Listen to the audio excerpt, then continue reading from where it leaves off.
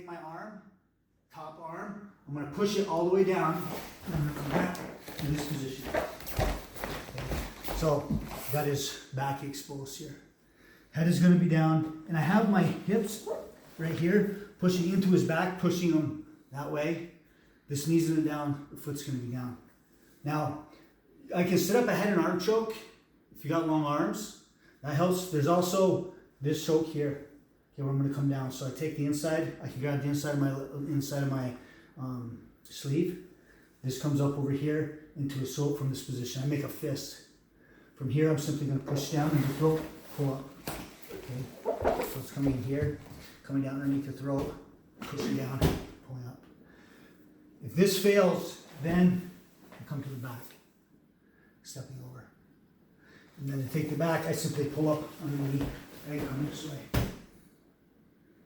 From here, I've got an arm bar. I want the arm bar. Or Bow and arrow. in this position, if I'm going to get the bow and arrow, I'm actually, hands are set up for it on the wrong side for the bow and arrow. What I have to do for the bow and arrow from this position is I'm going to come underneath and lift up, and I switch my hands.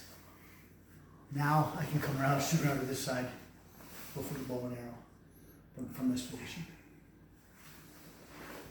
That's a bunch of moves we'll put together, so let's go over it again, and then what we'll do is we'll break it down, do the first one, then add the second one, then add the third one, then add the fourth one. So I'm here in this position. I've got the arm. Remember, I'm pulling up, trying to get the arm out. He's probably pulling down on the arm, not letting me get that elbow out. It's important that my left knee is going to be behind his back. If he tries to now turn to his back from this position, it's going to be a little bit harder because I have my knees pressing in.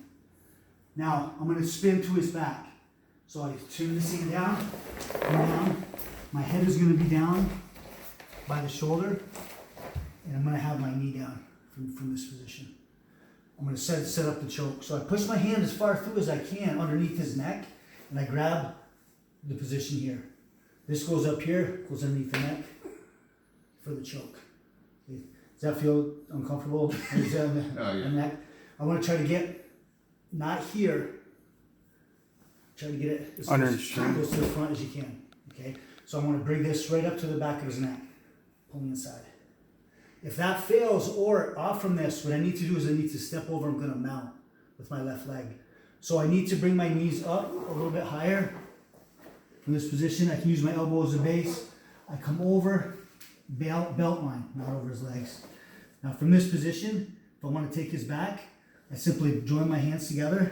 I come up, come down, and come over all the way to the side. Arm. Hands are going to go in here, so this one cuts across. This is just going to grab here.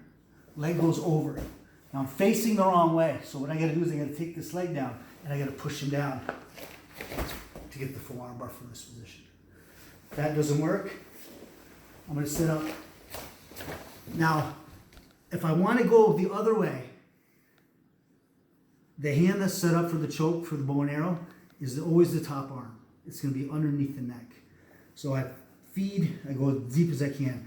But the problem is I'm underneath him. I got to grab this pant here, and I got to come this way to be able to get the bow and arrow from that side. If I want to get the bow and arrow from the opposite side, then I just got to switch my hands. Right? So this hand has to come up, I come across the throat, and I feed into this position. Now, take my hand down, sit up. I want to try to grab the leg, but I'm grabbing this side of his body. Okay? I'm up pretty high. I'm going to pull back and stretch for the bow and arrow choke.